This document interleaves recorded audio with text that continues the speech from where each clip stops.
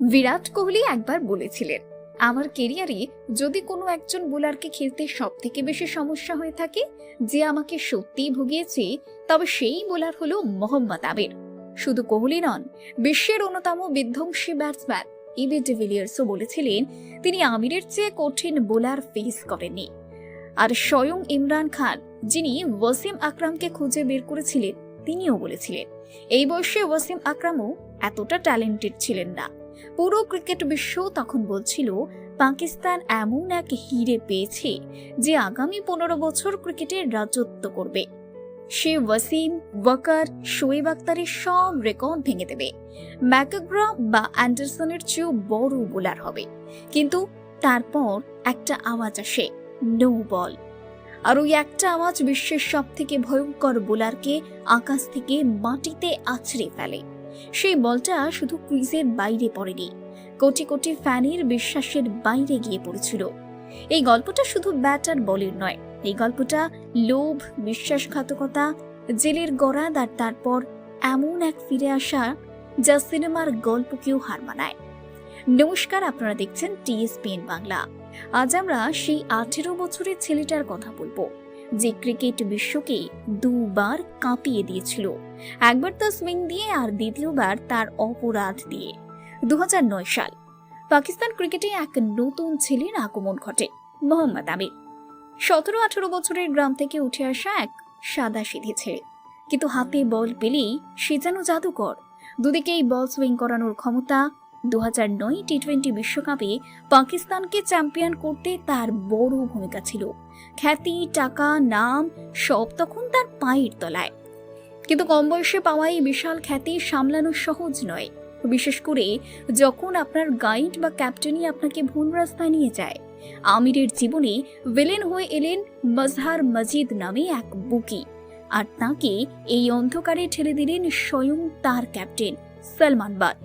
পাকিস্তানের ক্যাপ্টেনকে বড় ভাই বা বাবার নজরেই দেখা হয়, আর সেই ক্যাপ্টেনের হুকুম মানতে গিয়েই আমির নিজেই জীবনের সব থেকে বড় ভুলটা করে বসল। 2010 সালের 29শে আগস্ট, লর্ড স্টেডিয়াম, পাকিস্তান বনাম ইংল্যান্ড। কিন্তু পর্দার আড়ালে তখন অন্য খেলা চলছে।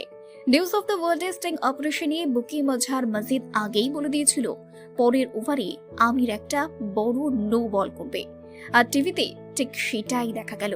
আমির প্রায় 1 ফুট ক্রিজের বাইরে পা দিয়ে বল করলেন। এটা ভুল ছিল না, এটা ছিল অপরাধ। এরপর যা হলো তা ক্রিকেট বিশ্বকে নাড়িয়ে দিল। পুলিশের হানা, মার্ক করা নোট উদ্ধার।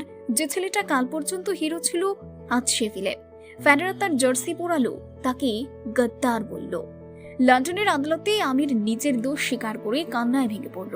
সে জানালো ক্যাপ্টেনের চাপে সে এটা করেছিল, কিন্তু আইন আবেগ বোঝে না, প্রমাণ চায়। 6 মাসের জেল হলো। যে হাতে বিশ্বকাপ থাকার কথা, সেই হাতে পড়লো হাত করা।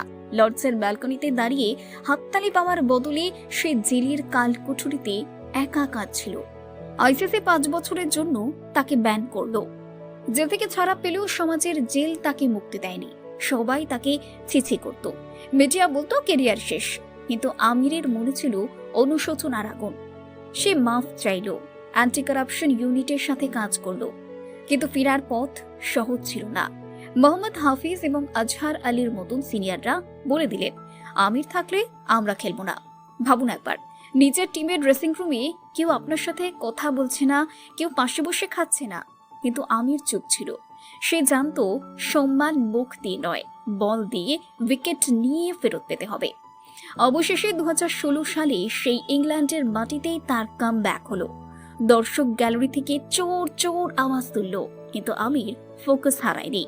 আর তার জীবনের সেই জাদুকরী মুহূর্তটা এলো 2017 সালের চ্যাম্পিয়ন্স ট্রফি ফাইনালে।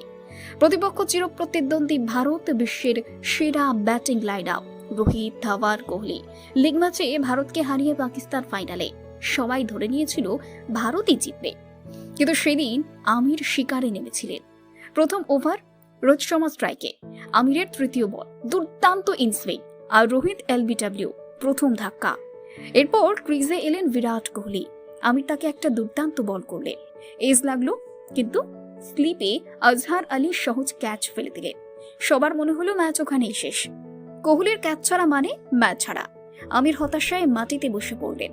কিন্তু মহান খেলোয়াড়রা তো ওখানেই ঘুরে দাঁড়ান। পরের বল আমির আবার দৌড়লেন, কোহলি ফ্লিক করতে গেলেন আর বল ব্যাটের কানায় লেগে সোজা পয়েন্টে। এক ওভারে দুবার সুযোগ তৈরি করে কোহলিকে প্যাভিলিয়নে পাঠানো এটা সাধারণ কোনো ব্যাপার ছিল না। আমিরের সেই উল্লাস ছিল দেখার মতো। এটা শুধু উইকেট ছিল না, এটা ছিল তার ফিরে আসার স্ট্যাম্প। এরপর শিখর ধাওয়ানকেও ফেরালেন। ভারতের টপ অর্ডার ধ্বংস, 33 রানে 3 উইকেট, আর 3টেই আমিরের। পাকিস্তান প্রথমবারের মতন চ্যাম্পিয়ন্স ট্রফি জিতল। ব্যাট শেষে বিরাট কোহলি আমিরকে নিজের ব্যাট উপহার দিলেন। যে দুনিয়া তাকে একদিন ছুঁড়ে ফেলেছিল, আজ তারাই তার জন্য হাততালি দিচ্ছে। আমির শুধু ম্যাচ জেতেননি, জীবনের এক বড় লড়াই জিতেছিলেন। ভুল মানুষই করে, পথভ্রষ্ট হয়, কিন্তু যদি ভুল স্বীকার করার সাহস থাকে আর পড়ে গিয়ে ওঠার জেদ থাকে, তবে নিজের গল্প নতুন করে লেখা যায়। এক নো বল আমিরকে ভিলেন বানিয়েছিল, কিন্তু তার মেহনত তাকে আবার হিরো বানালো। মোহাম্মদ আমিরের এই কামব্যাক নিয়ে আপনার কি মতামত? 2017 সালের সেই স্পেলটা কি আপনার মনে আছে? কমেন্টে অবশ্যই জানান। দেখা হবে পরের ভিডিওতে। ততক্ষণ ভালো থাকুন, ক্রিকেট দেখতে থাকুন। জয় হিন্দ।